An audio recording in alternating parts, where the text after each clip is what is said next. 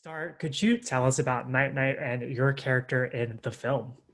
Oh, I love Night Night, and I think everybody else is going to really like it too. So, Night Night is about this young woman, April Davis, who I play. She gets into this awful car crash and is unfortunately put into a coma for a few months. And then, as soon as she wakes up, she's faced with all these weird phenomenons happening, and she's trying to, figure out if it's all in her head and her hallucinations, or if it's from the meds she's taking, or if it's real life threatening to her.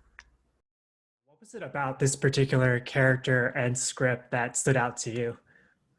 I just love that every time like I turned a page and I thought I knew what was going to happen, didn't, and something so different happened. That's why I love it. That's why it's a psychological thriller, because it did mess with my head a little bit, and I was just so thrilled and on the edge of my seat every time. You've worked on projects of all sizes. What is it about independent filmmaking that excites you as a creative? I love it so much because I feel like there's so much beautiful room for collaboration, and maybe we can sit down and get really close because the crew is smaller, and I think that's a really fortunate part about it, that we can all just kind of get into it and dive a little deeper. And Nikki Koss was so amazing because she was so collaborative and just always took the time to ask what we thought and what we want, and I really loved that about her. This role is a departure from what fans have seen you do in the past. How did that change your preparation, and was there any pressure heading into this project? It's yes, very different from what I've done prior to Night Night. But I loved it regardless, and I think the preparation was a little different. The creative process was different for me. I definitely had to dive into more raw emotions and build a very interesting relationship between April and myself in order to figure out why she did things. You know, why did she thought the way she thought and everything like that. It's a perfect segue to this next question, but there's so many intense moments within the film where your character is coming to terms with her own grief. As an actress, how do you prepare for those scenes? So it's really interesting. I think um, there's so many different ways to do it. I always kept like a little notebook for her. And I would, if I was ever feeling kind of out of her, or like I wasn't fully with her that day, I would read some of the pages in the notebook in her journal. And I think that would really bring me back into connection with her. Such a great chemistry between you and the rest of the cast. How did you all build that bond? Oh, I'm so glad you said that, because that's one of the things I want the audience to take away from this is I really hope that they see the chemistry that we all have. We are still such good friends to this day. Like, I'm seeing Taylor Gray tomorrow. He plays my brother in the film. We're getting facials together. We love it.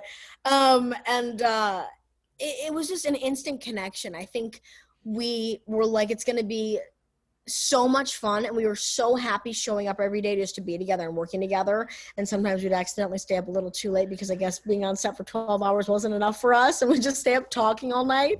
But yeah, it made me really happy, and they're just the best.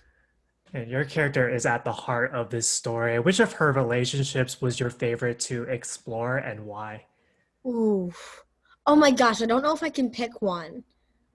I think I loved all of them for different reasons. I think her and her brother Jax, I think their relationship was so bittersweet and so tragically sad, but was filled with so much love. So I think the contradiction between those emotions was very confusing to play around with, but also came out in a really tragically beautiful way.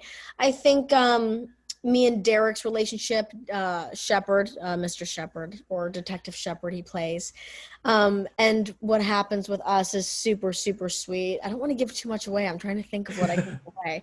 And then me and Nick Marini's, people just got to be ready for that. People just got to be ready to see that. There's so much that happens with us. And that was so fun to explore with him.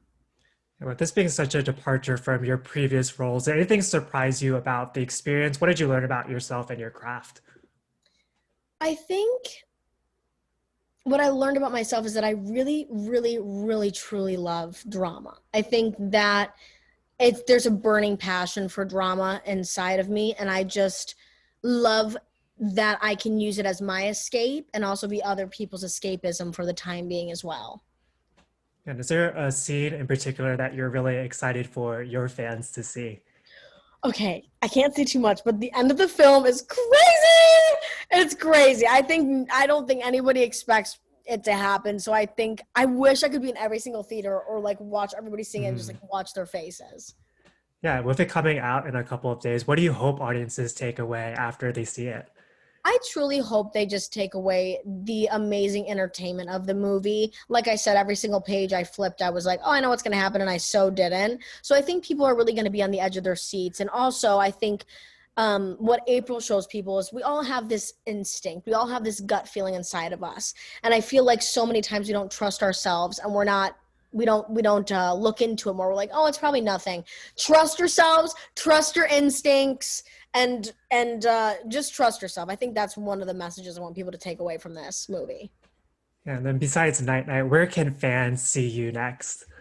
So I booked a film that I'm filming next year. It's a beautiful coming of age story. And I did a couple horror shorts this summer that are coming out soon, which I'm very excited about. And you can follow me at Brenna D'Amico on Instagram and Twitter, and then on TikTok, Brenny88, Brennie 88.